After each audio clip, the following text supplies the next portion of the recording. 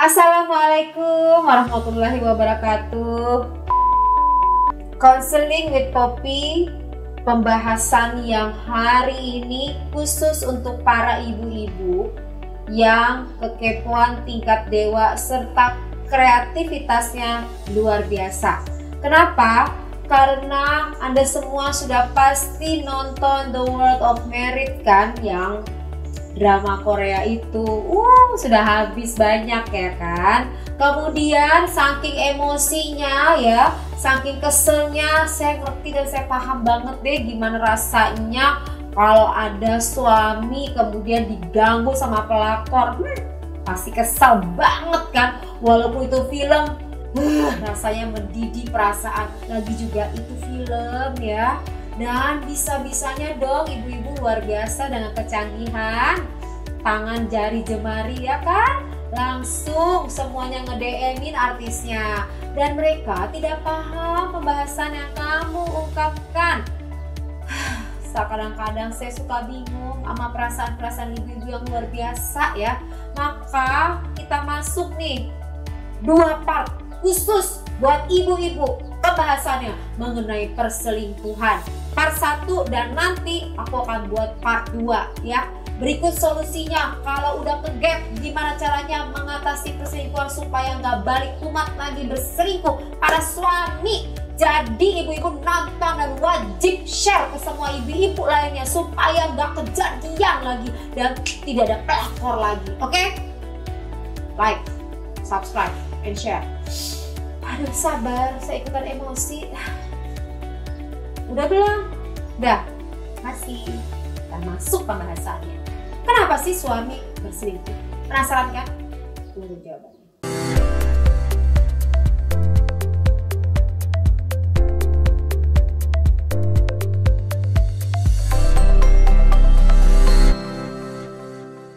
Nah, kalau ingin kekepoan tinggi, kenapa suami ya, suami-suami di luar sana, bukan suami kita pastinya, suami-suami luar sana. Kalau suami kita mah aman, insya Allah ya kan, aman. Makanya supaya nggak macam-macam, belajarin ini. Nah, suami-suami di luar sana yang melakukan perselingkuhan ya, itu pada saat dia berselingkuh, rata-rata pada saat diinterview dan diwawancara oleh Poppy Amalia, pada saat saya mengadakan kegiatan-kegiatan dan tanya-tanya dengan mereka serta yang konseling dengan saya, persoalannya ada 2 persoalan tapi dalam ya kan. Bahasannya pertama, kita ngelihat ya, jadi kalau ada laki-laki sampai berselingkuh, pertama dilihat adalah internalnya. Internal tuh apa sih? Dalam dirinya gitu loh. Jadi dalam dirinya tuh seperti apa sampai dia mau berselingkuh. Pertama itu dilihatnya internal, baru yang kedua adalah lihat dari faktor eksternal. Internal, fokus dulu internal. Nah, internal itu dilihat dari bagaimana perasaannya si laki-laki tersebut atau si suami itu. Kenapa perasaannya berkaitan sama perselingkuhan? Dilihat nih perasaannya, apakah dari kecil dia dapat perhatian, dapat afeksinya, dapat kasih sayang apa enggak gitu loh. Apa hubungannya sih perasaan dengan perselingkuhan? Ya ada dong. Kalau dari kecil dia kurang perhatian dari orang tuanya, khususnya dari ibunya, maka dia akan mencari perhatian banyak dari semua perempuan. Gitu. Jadi memang bawaannya karena tadi perhatiannya kurang, mungkin sering dimarahin pas kecil atau ibunya punya anak banyak gitu loh, sehingga membuat dia selalu mencari perhatian atau pernah ditinggal gitu loh, atau ibunya sibuk ngurusin persoalan rumah tangganya dengan ayahnya sehingga tidak punya waktu memperhatikan anaknya. Nah, pada saat tidak punya atau kurang waktu, minim afeksi dengan anaknya, mengakibatkan si laki-laki ini mencari perhatian dong dari perempuan-perempuan yang menggantikan figur ibunya itu. Jadi dia terpengaruh oleh perasaan emosi itu. Nah, itu tadi dari emosinya ya. Kemudian pada saat hamil ya, si laki-laki ini ibunya pas lagi hamil, dia perasaannya si ibunya itu udah positif atau negatif gitu loh. Kalau si ibunya pada saat hamilin si suaminya ini, si laki-lakinya ini adalah bawaannya baper, sedih gitu kan karena ada masalah. Nah ini suami lahirlah menjadi anak yang baperan, jadi bawaannya sedih, sensitif, rasa, peka. Nah semua hal perasaan-perasaan itu ada di dalam dirinya dan menjadikan dirinya selalu baperan. Nah kalau orang yang baperan kayak gitu, pada saat membina hubungan dengan orang lain, bawaannya pengennya diperhatiin terus menerus gitu. Jadi ingin diisi selalu egonya, atau dikasih makan. Jadi sering senangnya tuh kayak di apa ya, lebih ke arah diperhatiin. Kalau nggak diperhatiin dikit udah ngambek, kalau misalnya nggak dipuji dikit udah ngambek, nggak diperhatiin dikit udah mencari perhatian dong dari perempuan-perempuan lainnya. Jadi artinya tidak mandiri, tidak fulfill love ya gitu loh. Nah itu dari perasaan atau emosinya. Kemudian baperan, jadi kalau baperan itu pada saat membina hubungan nantinya juga bermasalah. Artinya salah dikit langsung sensitif, salah dikit langsung baperan gitu loh. Jadi tidak struggle ya, tidak kuat, tidak strong. Kenapa? Karena tidak mampu untuk bisa mengungkapkan perasaannya. Nah itu menjadi hal yang penting banget. Jadi dari perasaannya, jadi dari bawaannya dia ya, perasaan itu penting banget. Jadi masa-masa kehamilan tuh penting banget. Maka dari itu pada saat kamu ketemu mertua, itu penting banget untuk ngegali lebih dalam lagi. Supaya apa? Bukan supaya kamu ngatai suami kamu, enggak, supaya kamu ngerti dan paham cara melayani suami kamu dengan baik. Karena tahu oh nih anak memang dari kecil kurang perhatian, jadi memang senangnya dielus-elus. Jadi kayak gini loh, ibu-ibu kayaknya punya tambahan satu anak lagi gitu loh, ngerti gak sih? Jadi punya anak nih 2 nih ya, tiba-tiba satu lagi nih yang paling gede. Jadi sama nih, harus perhatiin juga, harus dilayanin juga gitu loh. Jadi kenapa? Karena tadi kecilnya kurang perhatian itu sendiri. Nah tadi ya kita lihat dari dalam dirinya, kita dari emosinya, kemudian lihat dari kognitifnya. Kognitifnya itu adalah proses berpikirnya. Jadi kalau kognitif itu adanya di sini di otak, kalau perasaan adanya di kalbu. Nah, bicara mengenai di otaknya ini atau di pikirannya ini, data apa sih yang dibawa dari kecil ini si laki-laki ini? Datanya apa? Kalau dia datanya dari kecil, dia lihat dong ayahnya, maaf nih ya, ayahnya berselingkuh ya, bagi dia gak masalah berselingkuh gitu loh. Dari kecil dia ngelihat bahwa semuanya bohong misalnya, dia juga akan melakukan hal yang sama gitu. Jadi data di pikiran si laki-laki itu seperti apa gitu, sehingga membuat ia berperilaku persis seperti data yang dimasukkan tadi. Dia akan menjadi si laki-laki ini sangat mengambil data dari figur ayahnya. Jadi kalau misalnya sebuah keluarga ada figur ayahnya yang kurang begitu baik sebagai role model, nah anaknya akan melakukan hal yang sama gitu loh. Oleh sebab itu masih ada waktu nih, kalau misalnya kalian mengalami persoalan dalam rumah tangga, masih ada waktu untuk memperbaiki. Bukan semata-mata untuk memperbaiki ke diri kalian berdua loh, tidak suami istri, tidak, tapi lebih ke arah supaya memprogram kembali otak anak-anak kamu dan perasaan anak kamu untuk mendapatkan role model ideal pernikahan, role model ideal suami, role model ideal istri itu seperti apa, supaya kelak dia akan pada saat menikah dia akan mencontoh yang baik-baik aja. Jangan nantinya misalnya ribut terus, nantinya dia akan membina rumah tangga yang sama, ribut terus. Nah kita lihat tadi dari perasaan, pikiran orang tersebut. Nah kemudian secara fisik seperti apa nih? Artinya gini, fisik. Ada orang nih yang terlahir itu dia desire atau hasratnya ya. Jadi kalau hasratnya itu libidonya lebih tepatnya. Libidonya itu tinggi apa enggak? Nah kalau libidonya tinggi, ini dipengaruhi oleh pikiran dan perasaan, itu akan membawa dampak pada akhirnya sih dia harus berselingkuh untuk bisa mengimbangi keinginan seksualnya. Nah itu penting banget loh, jadi kenali dulu. Jadi memang dia nggak bisa menahan hasratnya itu, sehingga ya tadi ya dia mencari alternatif lain, maka dia bisa berselingkuh untuk bisa melampiaskan persoalan seksualnya itu sendiri. Bisa diterapi nggak? Tenang, bisa diterapi. Silakan menghubungi saya dan tim psikolog untuk bisa menerapi hal tersebut gitu. Jadi semua manusia bisa diprogram lagi pemikirannya, apalagi kalau misalnya untuk keutuhan rumah tangganya. Karena tadi ya mungkin pemikirannya, desire-nya atau hasratnya itu yang udah menggebu-gebu tidak terkontrol lagi, nah itu kan bisa bahaya. Apalagi kalau misalnya ditambah lagi dengan lingkungan eksternal, tontonan-tontonan yang aduh bahaya deh, akhirnya memiliki keinginan-keinginan yang negatif lainnya. Banyak kasus banget yang terjadi. Banyak deh, saya nggak bisa ngomong deh karena negatif ya. Jadi kita masuk sekarang setelah internal, kita masuk ke eksternal. Seperti apa sih eksternal itu? Nah, bicara mengenai eksternal berarti kita lihat faktor dari luar manusia itu, ya kan? Dari luar, bukan dari dalam dirinya ya, dari luar. Kalau dalam diri tadi kan emosinya, gitu loh, perasaannya.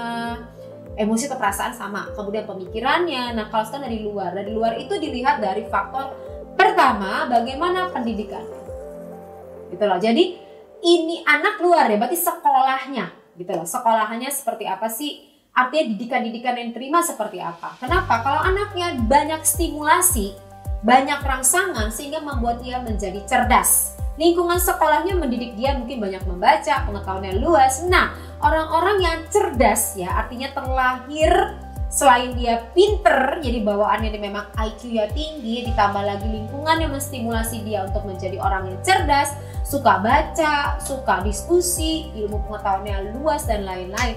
Kalau mendapatkan istrinya yang biasa-biasa aja, atau nih kamu semua di rumah nih ibu-ibu tidak banyak membaca informasi, hanya banyak menonton tayangan drama-drama saja, kemudian nonton YouTube yang nggak penting, kecuali YouTube yang memberikan pencerahan, mendidik itu bagus. Nah, mungkin pengetahuan tidak begitu luas, efeknya begitu ngobrol sama suami nggak mudah, ya dong. Terus efeknya apa? Suami diskusi sama orang lain dong, karena istrinya nggak mudeng, nggak nyambung. Maka dari itu ibu-ibu penting banget untuk ibu-ibu belajar pengetahuan, mau tahu, nonton berita gitu. Jadinya nggak nonton tayangan-tayangan yang aduh gosip lah gitu loh, atau tayangan-tayangan yang drama atau tayangan-tayangan boleh sih nonton itu, cuman ya minimal imbangin lah dengan pemberitaan gitu. Jadi yang begitu aja ngomong nyambung. Oh Pak, bicara mengenai COVID-19 adalah bla bla bla. Nah, suami makin cinta, tahu nggak sih? Mama nggak nyangka ya pengetahuannya luar biasa ya. Jadi ibu-ibu nggak cuma baca mengenai resep, nggak bicara mengenai drama aja gitu. Jadi pengetahuannya luas. Tadi baca atau belajar di YouTube Poppy Amalia, belajar mengenai ini gitu. Jadi cerdas, makanya saya bilangin semua ibu-ibu wajib hukumnya untuk selalu ikut YouTube Poppy Amalia dan bikin jadi keterikatan wajib gitu loh, ngerti gak sih? Jadi kalau misalnya saya posting sesuatu hal yang positif itu belajar, jadinya cerdas gitu loh ibu-ibu, supaya nggak direbut sama perempuan lain gitu, jadinya cerdas. Oke, nah itu tadi mengenai pemahaman mengenai pendidikannya. Kan? Nah, kita masuk nih pola asuh. Nah, penting banget untuk dipelajari pola asuh. Pola asuh maksudnya apa sih? Jadi gini, pada saat kecil ini si laki-laki ini dididik modelnya gimana sih gitu loh. Pola asuhnya seperti apa? Apakah dia demokratis, dia itu otoriter, atau permisif? Loh, kok beda-beda sih? Iya, kalau bisa demokratis, kalau mau ngobrol sama anaknya, orang tuanya ngajak dialog gitu loh. Jadi dia ngajak diskusi tuh kayak keluarganya Mas Anang sama Mbak Ashanti tuh keren banget ya kan. Pasti ibu-ibu semua udah menyaksikan dan tayangannya dong. Dia selalu mendidik anaknya dengan demokratis. Pokoknya keren banget deh, keluarga itu contoh yang keren banget ya kan, karena dia selalu berdialog tuh. Jadi ajak ngobrol anaknya, nggak langsung justifikasi, jadi anaknya mendapat insight. Jadi ya si Aurel tuh bagus ya kan, apalagi dia mau menikah sama Atta, ya kita doain aja deh. Aku nonton tayangan YouTube aku nggak membahas ekspresinya, nyambung ya kan. Jadi itu tergambar banget keluarga yang utuh dan keren deh gitu loh. Nah tadi ya kita bicara mengenai pola asuh. Jadi kalau pola asuhnya demokratis, diajak ngobrol, dialog.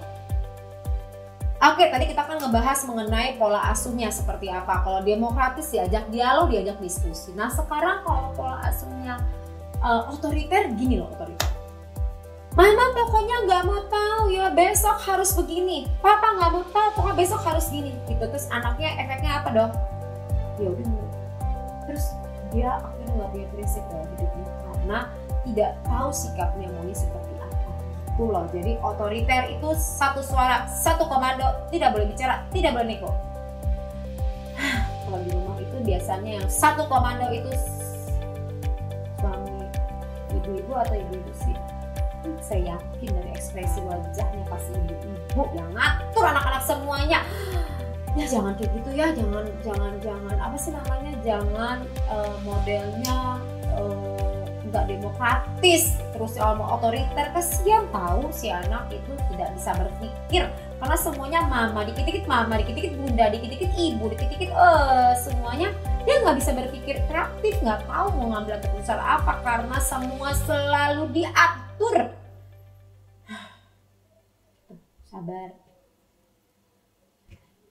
Ya, itu tadi ya. Nah, sekarang kalau tadi kan itu kan apa sih namanya pola asuhnya otoriter. Nah, sekarang pola asuhnya permisif. Nah, permisif ini biasanya terjadi oleh keluarga yang dua-duanya sibuk. Ayah sibuk, ibu, atau keluarga yang anaknya cuma satu.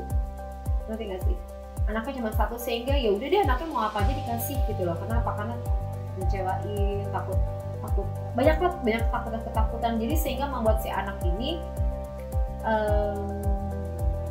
ya manja ya, diturutin semuanya gitu loh. Tapi ini terjadi karena latar belakang perasaan si orang tuanya merasa bersalah karena bekerja, nggak punya waktu sama anak, sehingga tadi anaknya menjadi permisif. Nah, permisif ini membawa dampak nggak begitu dia dewasa? Iya dong, karena dia egonya tuh begitu tinggi gitu. Nantinya akan jadi persoalan tersendiri pada saat menikah. Pada saat istrinya bekerja, dia akan muncul sendiri loh persoalan. Kok nggak ada yang perhatiin aku sih? Kok nggak ada yang peduli aku sih? Gitu kan, biasanya aku diperhatiin sama mamaku. Nah, ini nggak ada yang perhatiin gitu. Ntar dia akan mencari perhatian lainnya dalam. Nah, itu tuh penting banget ya pola asuh. Pola asuh di sini juga dilihat adalah children see, children do. Jadi kalau misalnya dari kecil pola asuhnya memberikan contoh, misalnya kalau ayahnya nih selingkuh ya anaknya mengikuti pola yang min rata-rata, tidak selalu ya, min rata-rata juga selingkuh gitu loh. Jadi penting banget sih untuk mengenal keluarga itu sendiri dengan baik. Artinya kalau punya pengalaman track recordnya dia pernah selingkuh, nah ini anaknya harus yakinin bahwa perselingkuhan itu tidak baik, cheating itu tidak baik. Jadi diajarin hal tersebut supaya dia kelak pernikahannya bahagia. Jadi dia harus bisa how to manage ya, bagaimana bisa mengelola pernikahannya. Bukan ada pernikahan lari berselingkuh, gitu. Ngerti nggak sih? Orang-orang yang berselingkuh itu kan dia nggak menyelesaikan, dia hiding. Jadi dia lari dari kenyataan gitu kan. Kemudian dia menyelesaikan dengan cara yang instan. Padahal itu cuma kamuflase dan itu fata morgana. Karena pada saat ngejalanin perselingkuhan tuh cuma indahnya, manisnya cuma sesaat gitu loh. Abis itu hampir nih rata-rata yang saya wawancara ya, abis perselingkuhan dia baru merasa bersalah dan tadi double perasaannya, lebih deep lagi, lebih dalam lagi negatifnya buat kepribadiannya gitu loh. Jadi penting banget sih untuk memahami latar belakang terlebih dahulu gitu loh. Kemudian lihat juga dari segi aspek agamanya. Nah, di agamanya itu seperti apa? Apakah jadi kan beda ya, Islam, Buddha, Hindu dan lain-lain. Nah, ini seberapa dia mendalami pemahaman agama gitu loh. Saya nggak mau menjurus lebih dalam lagi mengenai agama karena itu kembalikan kepada Anda. Tapi yang jelas di agama manapun juga mungkin kalau misalnya cheating juga mungkin kurang baik ya gitu. Jadi kalau memang misalnya terjadi keinginan untuk bukan berselingkuh ya, tapi misalnya menikah lagi, beda perselingkuhan minta izin untuk menikah lagi, beda ya kan. Kalau perselingkuhan kan dia diem bentuknya adalah diem. Kalau bisa minta izin kan lain lagi, minta izin untuk menikah lagi kan beda lagi. Tapi saya nggak mau bahas karena saya psikolog, saya nggak mau bahas mengenai perspektif agama ya guys. Jadi itu biar ranahnya tanya sama Ustadz aja deh, tanya sama Ustazah aja deh mengenai hal tersebut gitu. Nah, tapi pengaruh sekali dari perspektif agama atau perspektif agama itu pengaruh sekali. Kemudian lihat juga adalah budaya atau culture. Jadi budaya itu ngebentuk kepribadian manusia. Nah, latar belakang budaya itu seringnya seperti apa? Apakah it's okay untuk misalnya berselingkuh atau misalnya biasa aja, udah banyak kok semua pada nikah juga kok gitu-gitu loh. Ya, jadi kalau udah budaya seperti itu agak sulit. Kayak misalnya ya banyaklah contoh-contohnya seperti itu ya, budayanya membiarkan atau nggak masalah punya perselingkuhan gitu loh. Saya nggak masukkan juga karena budaya ya, karena agak sensitif gitu loh. Tapi dari aspek-aspek itu kurang lebih menggambarkan bagaimana sosok kepribadian. Nah, kita akan masuk lagi lebih dalam lagi. Selain dari faktor bawaan tadi, internal eksternal, faktor lainnya lagi apa sih? Kita masuk ya. Jadi bicara mengenai emosi, tadi kan sudah dibahas mengenai introvert, extrovert. Sekarang kita fokusin dari introvert, perasaan. Saya ambil nih, karena akarnya itu semua perilaku manusia bersumber dari perasaan. Jadi karena kita bahas mengenai perasaan, yang membuat apa sih yang menyebabkan suami berselingkuh? Karena emosinya tadi ya. Nah, emosinya part bagian yang pertama pada saat diwawancara adalah ketidaknyamanan seorang suami begitu sampai di rumah dan bertemu dengan keluarganya atau istrinya di situ. Kenapa sampai nggak nyaman? Tadi ditanyain dong. Bagaimana sih istri nyambut pulang suami pada saat di rumah? Pada saat ditanyain perasaannya dong, ada nggak nanyain perasaannya, papa perasaannya gimana? Begitu pulang, ini dimarah-marahin, ini disalah-salahin, ini diinterogasi. Yang membuat suami yang udah capek kerja seharian itu jadi sebel. Memang sih ibu-ibu juga capek di rumah ngurusin anak, beresin rumah, nyapu, ngepel, ngajarin anak, belajar, belum lagi beresinnya ini, beresinnya itu, persoalan sendiri, belum lagi banyak banget deh. Jadi sehingga kadang-kadang kan nggak punya waktu untuk bisa bernafas ya. Jadi tiba-tiba kayaknya dan daily dari terus ke terus itu, jadi kayak nggak tahu mau ceritain ke siapa. Begitu ketemu suami emosi dong gitu karena pulangnya lambat, jadinya marah-marah. Nah itu yang bikin suami nggak nyaman. Itu menurut hasil wawancaranya ya, jadi pasti tanyain karena nggak nyaman tadi gitu loh. Nah kemudian nggak nyaman di sini juga pada saat diajak ngobrol, banyakan siapa? Ayo ibu-ibu yang ngomong, banyakan ibu-ibu atau jawaban suami. Pada saat ditanya, papa tadi dari mana? Ya kan si suami jawab dari sini mah bla bla bla bla bla bla. Baru ngomong satu patah kata, mama dong panjang, kali lebar, kali tinggi, kali luas, kaliin berapa kali kelipatan, ya kan? Gitu kan? Nah, efeknya suami dia ngomong lagi, nanti kalau ngomong disambet panjang kali lebar. Belum lagi pasti marahin, dinasehatin, dan semua petuah keluar. Bayangin aja sejam wawancara seperti itu ya pasti nggak gerah dong gitu perasaan suami, bagaimana mau nyaman gitu loh. Nah kemudian jadi sebaiknya seperti apa? Sebaiknya pada saat ketemu tenangin dulu, kasih dulu makan, kasih dulu minum, biarkan gerahnya hilang, biarkan capeknya hilang, barulah diajak ngomong. Begitu ngomong didengerin dulu sampai ia habis ceritanya, jangan langsung dinasehatin. Begitu udah habis barulah ibu ngomong, aduh mama ngerti banget pak, pasti capek banget ya pak, paham banget, pasti lelah banget apa udah pulang malam kayak begini, baru pasti nasehat. Tapi saran mama nih pak, gitu ibu-ibu, jadi bikin suami tuh nyaman. Udah gitu nyaman gak nyaman tuh dilihat dari penampilan ibu-ibu. Ya Allah Tuhan, begitu di rumah ya dong, rambutnya acak-acakan, belum mandi, kemudian masih bau bawang, belum mandi. Jadinya ibu-ibu mandi bersih, wangi, deodorannya dipakai, jadi jangan bau bawang gitu loh. Abis masak mandi, nggak sempet kan ngurusin si bayi gini-gini, iya ngerti, tapi tetap aja harus mandi, harus bersih gitu loh. Maaf ya tadi mobil lewat, karena ya biasalah kan kita kan toleransi yang tinggi dengan tetangga-tetangga di di sini ibu-ibu. Jadi kalau tiba-tiba mobil lewat ya maaf gitu loh. Nah, jadi kayak gitu, kembali lagi pembahasannya. Jadi mandi, wangi, cantik, dandan. Jadi nggak cuma ke pasar doang dandan ibu-ibu. Ah boro-boro ke pasar juga nggak dandan. Oke deh, pokoknya pas mau arisan doang. Ah boro-boro arisan juga nggak dandan. Oke pas pengajian deh. Pokoknya dandan aja gitu loh. Karena kalau dikasih tau A ada aja gitu balasannya ya kan. Udah kebayang deh. Nah jadi dandan itu artinya ya juga nggak perlu juga dandan kayak gimana ala-ala kayak mau lebaran, nggak juga. Yang penting tuh pakai bedak gitu, pakai lipstick gitu. Jadinya ya yang alis-alisnya mungkin agak-agak buntung ya dipanjangin ya kan. Jadi alisnya tuh nyambung gitu, nggak bikin kaget suami pas pulang.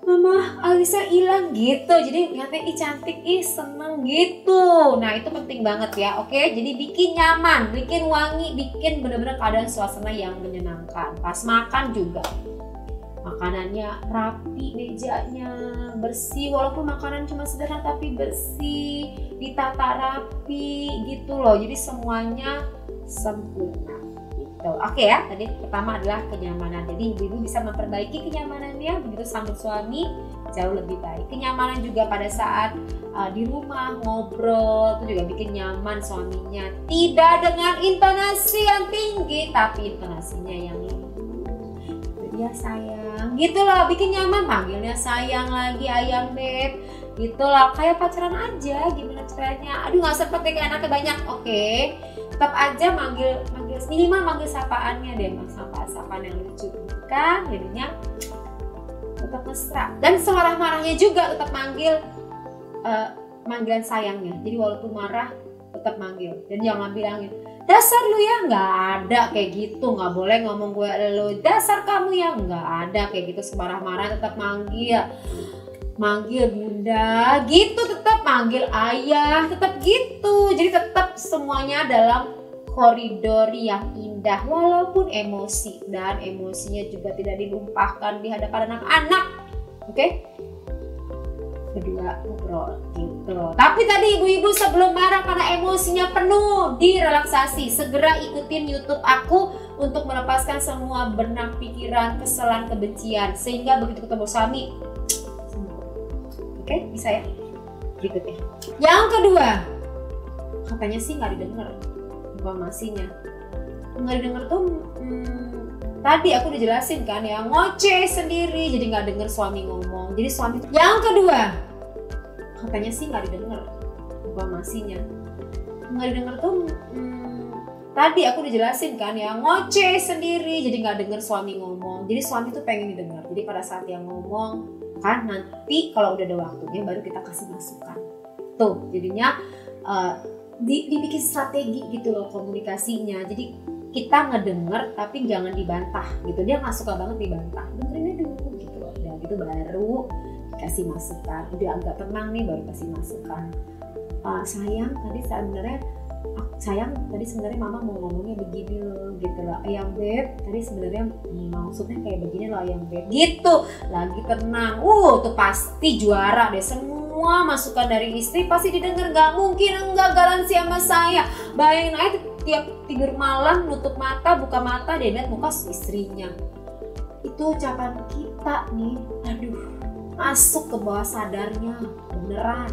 Nah dia nggak bisa mengungkapin perasaan, jadinya kayak nggak dihargain, bener nggak? Nah besok nih begitu di kantor jangan sedih, suami anda tuh pimpinan, dia ngomong semuanya ngedengerin, cewek-cewek muda ngedengerin, selesai hidup anda langsung ya kan. Makanya sekarang mulai hari ini dengerin suami ngomong tuh.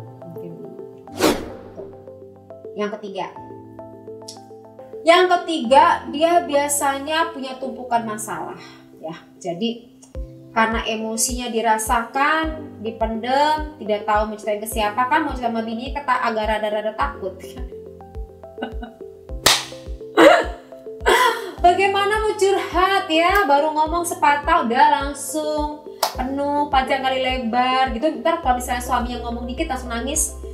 Itu aduh ya Allah, saya tuh sering banget dengan curhatan kayak begitu. Suaminya pusing katanya, istrinya ngomel aja gitu kan. Nah begitu suaminya, mama bisa diem nggak, dibentak kayak gitu, nangis dong.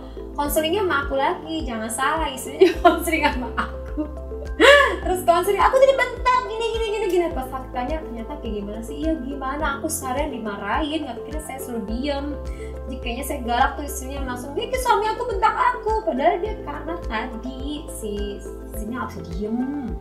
Ada aja yang diomelin, ada aja yang dirusuhin gitu loh. Nah, si suami punya masalah di kantor, numpuk, mumet, ngerti gak sih? Mumet, dia gak tahu mau ceritain sama siapa. Begitu mau cerita sama istrinya sendiri udah marah-marah, udah cemberut, mukanya cemberut aja. Ya gimana mau ceritain persoalannya, efek-efeknya, dia nahan perasaan dong. Besok ada temennya dong yang dari masa lalu. Jangan sedih ibu-ibu, temen kuliahnya ketemu ngobrol-ngobrol, ceritain gimana dong, ya aku udah masalah nih kayak gini. Ngeklik dong, teman SMA-nya ngeklik dong, teman kantornya ngeklik dong. Padahal nggak cantik, enggak, ibu-ibu jauh lebih cantik, jauh lebih sempurna. Tapi itu perempuan karena mau ngedenger doang, ya ibu-ibu ya, bisa jatuh hati. Tuh, catat, garis bawahin, pakai stabilo, ya.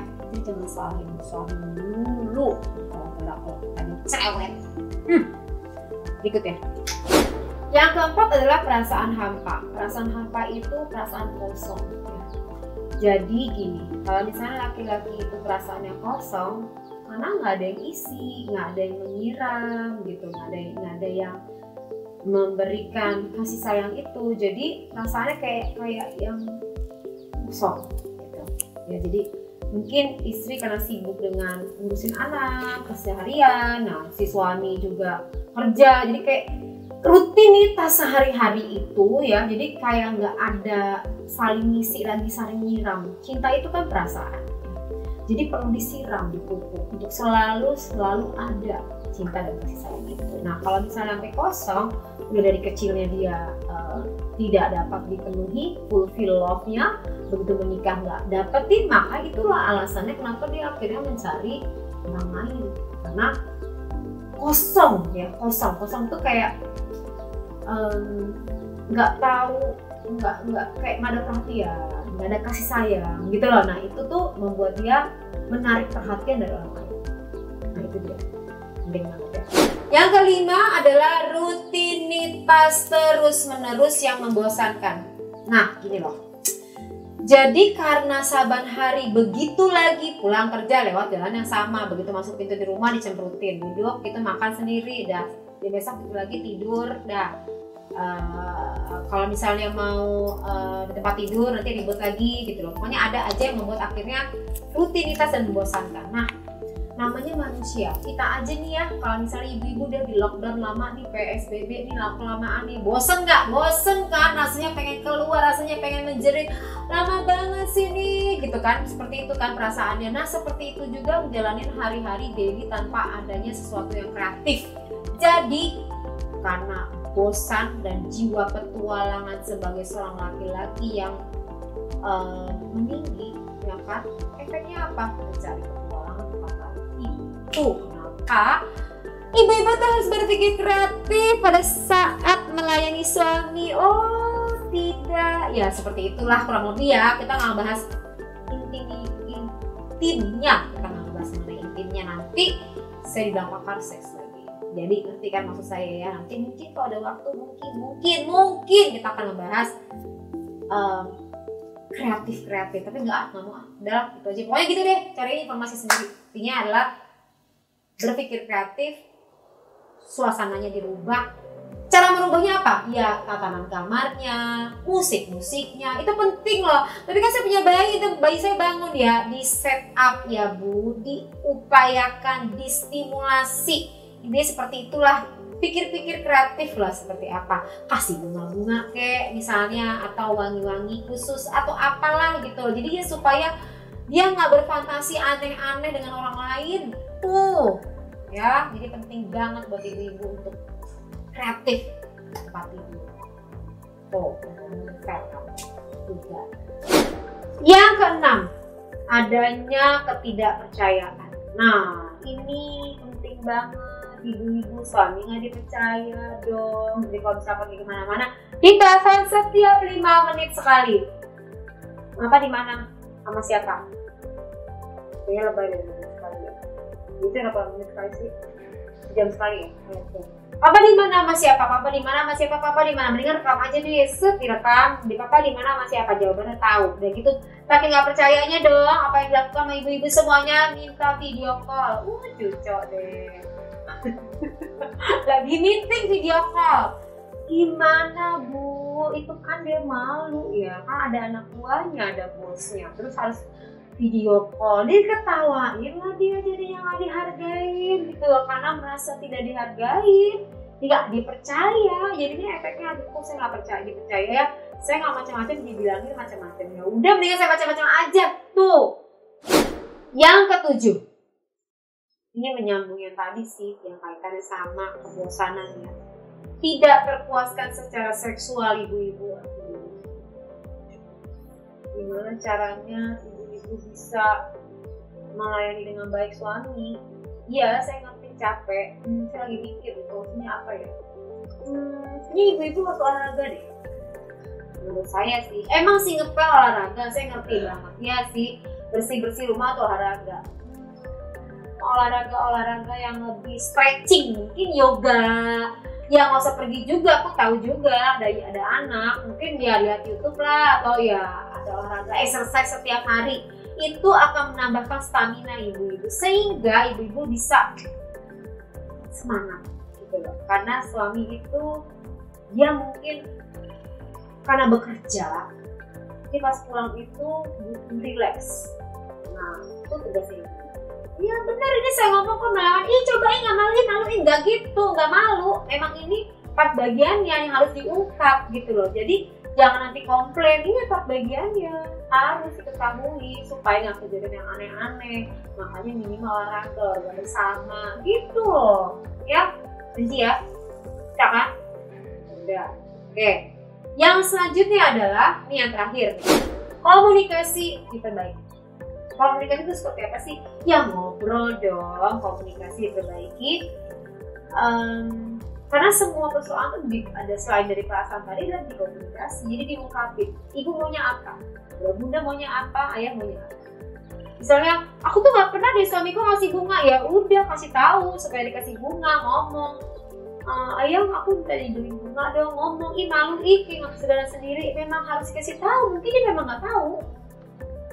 Aku mau dong saya kasih bunga, iya itu bunga bang, jalan gitu, coba ya udah hal-hal lain bang, walaupun mau juga iya gitu. Tapi maksudnya ada hal-hal lain yang bisa diperhatikan ke saya gitu. Kamu mau dikasih uang tiap hari nih, dikasih duit nih, dikasih tapi perhatian nggak ada, nggak mau juga kan. Makanya balance itu dia. Jadi sekarang komunikasi diperbaiki satu dengan lain. Nggak suka di mana, kasih tahu Pak, aku nggak suka di bagian ini. Terus terang, fair, diranjang juga sama, kasih tahu suka nggak suka ini mana, maunya gimana. Jadi ada komunikasi memperbaiki gitu. Oke? Nah demikianlah aspek-aspek pembahasan mengenai mengapa suami berselingkuh. Nah tentu saja ini harus dipahami sebagai basic dasar kita sebagai istri terlebih dahulu pada saat bertemu dengan suami gitu loh. Jadi jangan salahin orang lain, ini pasti gara-gara cewek ini jambak-jambakan sama dia. Sebelum jambak-jambakan nih, introspeksi diri dulu. Kenapa sampai kurangnya di mana? Tadi aspek-aspek itu loh penyertanya. Jadi ibu-ibu paham, ngerti. Nah kalau udah di preventif masih kejadian juga ya itu memang beda. Tapi kalau semuanya udah sempurna tapi masih juga pecicilan, memang orangnya pecicilan ya. Kalau memang pecicilan ini memang kita bahasannya temanya berikutnya nanti. Oke, kita masuk tema berikutnya. Pembahasan adalah mengenai ciri-ciri suami berselingkuh. Penasaran kan? Tahu aja spesial. Makanya tunggu itu apa selanjutnya. Bukan itu. Oke? Nah, sekarang tulis komen di bawah ini sesuatu yang positif mengambil hikmah dari kejadian ini. Dan tekan tombol lonceng. Kenapa? Jadi begitu aku ada yang update langsung dong bisa notifikasi. Oh ada yang update, tahu, kasih tahu ibu-ibu yang lain. Jadinya semuanya tahu, cerdas, pinter gitu loh. Jangan komplain-komplain aja. Jadinya belajar dan cerdas. Oke? Ibu-ibu paham ya? Nah kalau udah paham kayak gitu, cakep. Makin hari makin cerdas, makin hari makin pinter. Saya berharap semua ibu-ibu di Indonesia makin hari makin cerdas. Tuh. Jadi selain cantik juga cerdas ya. Oke, sampai ketemu lagi. Assalamualaikum warahmatullahi wabarakatuh. Mwah.